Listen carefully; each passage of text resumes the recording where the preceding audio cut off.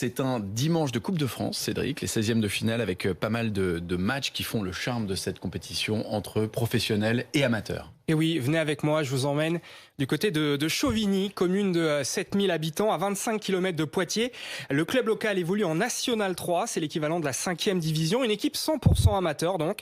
Et ce soir, les joueurs de l'US Chauvigny vont vivre la magie de la Coupe de France. Ils affrontent l'un des plus gros palmarès du foot français, l'Olympique de Marseille, club de Ligue 1 bien sûr. On a donc 4 divisions d'écart entre les deux équipes, mais attention, car ces dernières années, l'OM a souvent été éliminé par beaucoup plus petits. Depuis 2008, c'est arrivé à 5 reprises.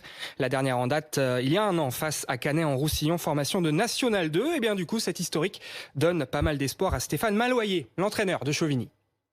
Il y a des fois des incertitudes. On sait que l'OM a jamais fait des grands matchs contre des équipes de nationales. Donc aujourd'hui, on a peut-être la possibilité pourquoi pas, de rêver et de créer un exploit.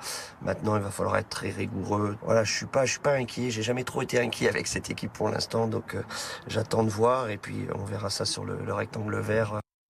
US Chauvigny, Olympique de Marseille, c'est ce soir à 21h du côté de Limoges, Chauvigny, devant une jauge de 8000 spectateurs. On a une dizaine de matchs au programme aujourd'hui dans ces 16e de finale, dont 4 entre pros et amateurs. On aura notamment un œil sur le petit Pousset de l'Inas Montlhéry face à Amiens.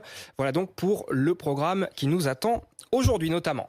Le tenant du titre, le Paris Saint-Germain, joue lui demain soir contre Vannes, pari privé de plusieurs joueurs. Oui, le club de la capitale l'a fait savoir hier dans un communiqué. 4 joueurs et un membre du staff ont été testés positifs au coronavirus. On ne connaît pas pour l'heure leur identité, mais ils ont évidemment été placés à l'isolement. Le PSG qui a publié un autre communiqué bien plus inquiétant, mais on parle de handball cette fois. Oui, le club francilien a indiqué qu'un joueur de son équipe avait été victime d'une violente agression dans la capitale lors de la soirée du réveillon vendredi. Le PSG évoque plusieurs coups de couteau. Le handballeur en question, c'est Elohim Prandi, dont l'état de santé est plutôt rassurant selon les infos RMC Sport. Le parquet de Paris a ouvert une enquête pour tentative d'homicide sur l'international français. L'arrière-gauche de 23 ans s'annonçait d'ailleurs comme un élément important pour l'Euro des Bleus du 13 au 30 janvier prochain. Un dernier mot du Dakar, Olivier. Le rallye raid a démarré hier en Arabie Saoudite, mais au cœur des discussions depuis plusieurs heures, une explosion.